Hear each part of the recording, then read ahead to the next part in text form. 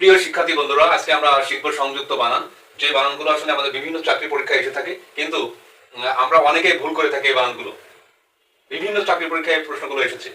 আমরা আজকে দেখবো এই বানানগুলো যাতে আর কোনোভাবে ভুল না হয়, আমরা তার একটা সলিউশন নিয়ে এখানে হাজির হয়েছি। খুব খেয়ালভাবে তোমরা দেখবে, তাহলে এই যে 5টি বানান এখানে আছে, আমরা এখান থেকে সঠিক বানান কিভাবে বের করতে পারি আমরা একটু দেখি। এখানে প্রথম হচ্ছে আহ্নিক। দেখো এখানে আহ্নিক, একটা আহ্নিক আছে আর একটা আহ্নিক, তাহলে এই দুইটা আহ্নিকের ভিতরে কোনটা সঠিক সেটা আমরা আজকে বের করব। এখানে দেখো, এখানে একটা মধ্যাহ্ন, এখানে মধ্যাহ্ন আছে, এখানে সায়াহ্ন, এখানেও সায়াহ্ন। তাই বানান কোনটা সঠিক দেখতে কিন্তু একই রকম লাগে, আমাদের কিন্তু কনফিউশন তৈরি হয় যে আসলে এই বানানগুলো কি হবে। যেমন এখানে আছে হচ্ছে এই যে আহ্নিক, এরকম থাকলো। ক্লিয়ার? বিভিন্ন পরীক্ষায় থাকে যে বানান শুদ্ধিকরণ যেটা বলে, যে শুদ্ধ বানান লিখো কোনটা। এখন এই ধরনের যে বানানগুলো আছে, আহ্নিক, মধ্যাহ্ন, সায়াহ্ন, অপরাহ্ন, পূর্বাহ্ন, এখানে আসলে আমরা ভুল করে থাকি। দেখতে কিন্তু একই রকম মনে হয় যে সবগুলো সঠিক হবে, আর এতে সবগুলো সঠিক নাই। কিভাবে আমরা এই বানানগুলো সঠিক করতে পারি তার একটা সলিউশন আমরা এখানে দিচ্ছি, একটু খেয়াল করো তোমরা। দেখো, যখন আমরা হর নিচে এরকম থাকবে, দেখো হর নিচে এরকম থাকলে সেটা কি হবে? এটা হচ্ছে মূর্ধন্য। কি হবে? মূর্ধন্য। আর যখন হর উপরে এরকম থাকবে তখন সেটাকে আমরা ধরে নেবো কি? দন্তন্য। কি হবে? দন্তন্য। এটা হচ্ছে মূর্ধন্য, এটা হচ্ছে দন্তন্য। এখন দন্তন্য মূর্ধন্য এটা একটা ফ্যাক্ট, আর একটা বড় ফ্যাক্ট হচ্ছে যে কোনটায় দন্তন্য হবে কোনটায় মূর্ধন্য হবে, সেটা একটা বড় ফ্যাক্ট। এখানে দেখো আহ্নিক, এখানে নিচে হচ্ছে এই যে, যদি এরকম থাকে এটা হচ্ছে আহ্নিক, নিচে হচ্ছে মধ্যাহ্ন। ক্লিয়ার? এটা মধ্যাহ্ন হবে নাকি দন্তান্ন হবে, এরকম হবে। এটা হবে কিভাবে? এটা মুখস্থ করলে আমাদের থাকে না, মাথায় কিন্তু থাকে না, হয়তো 10 দিন 5 দিন পরে ভুলে যায়। তাহলে আমরা যাতে চিরজীবনের জন্য কিভাবে এই ধরনের বানান আর কখনো ভুল না হয়, আমরা একটি টেকনিক শিখবো। এখন খেয়াল করেন, আমরা একটা জিনিস জাস্ট মাথায় রাখবো, একটা জিনিস কি? র এবং রেফ। খেয়াল করবো, র এবং রেফ।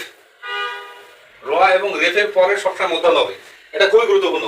র এবং রেফের পরে কি হবে? সবসময় মূর্ধন্য হবে। আমরা একটু খেয়াল করি, তাহলে এখানে দেখো আহ্নিক, আহ্নিকে উচ্চারণে কোথাও কি র বা রেফ উচ্চারণ হয়েছে? হয়নি। তাহলে আহ্নিকে সবসময় কি হবে? দন্তান্ন হবে। কোনটা হবে? দন্তান্ন হবে। দন্তান্ন কোনটা? এটা আনসার হবে। ক্লিয়ার? আহ্নিকটা কি হবে? তাহলে দন্তান্ন হবে। ক্লিয়ার? র বা রেফের মতো উচ্চারণ হলে তখন আমরা মূর্ধন্য লিখবো। এবার তাহলে আমরা এটা সমাধান করে ফেললাম। এবার একটু অন্য আরেকটা দেখি। এবার দেখি মধ্যাহ্ন। মধ্যাহ্ন, মধ্যাহ্ন তাহলে কি হবে?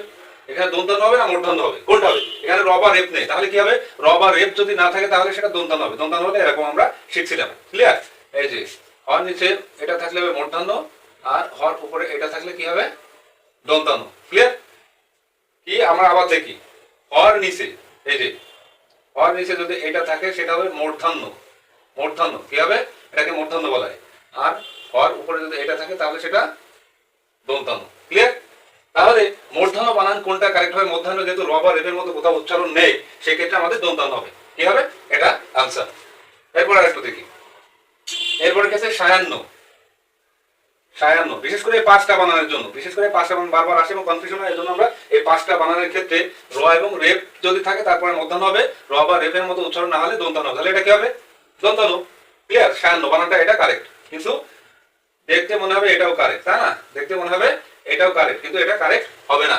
আমরা কি লিখবো? দন্তান্ন লিখবো। এরপরে একটু পূর্বাহ্ন বানানটা দেখি। পূর্বাহ্ন। এখন এটা কি হবে? দেখো পূর্বাহ্ন, রেফ হয়েছে না? এই যে রেফ হয়েছে, রেফ হলে কি হবে? মূর্ধন্য হবে। কি হবে? রেফ হলে মূর্ধন্য। এই যে রেফ হলে মূর্ধন্য, কখনো কখনো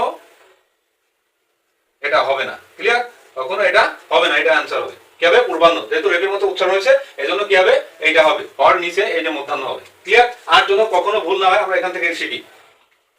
তোমাদের এসএসসি বা এইচএসসি পরীক্ষায় কিন্তু বানান শুদ্ধিকরণ এখান থেকে একটা আসে, প্রায় আসে, এবং আমরা এটা ভুল করে থাকি। আর বিভিন্ন চাকরি পরীক্ষা, বিশেষ করে বিসিএস, প্রাইমারি সব অন্যান্য অনেক চাকরি পরীক্ষা কিন্তু এখান থেকে প্রশ্ন এসে থাকে।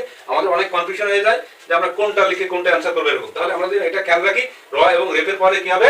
মূর্ধন্য হবে। এরপর একটা দিকে অপরাহ্ন। অপরাহ্ন, তাহলে অপরাহ্ন বানান কোনটা কারেক্ট হবে? এই যে র, র উচ্চারণ হয়েছে, র উচ্চারণ হলে কি হবে? নিচে হবে, মূর্ধন্য হবে। এটা আনসার হবে। কখনো কখনো এটা হবে না।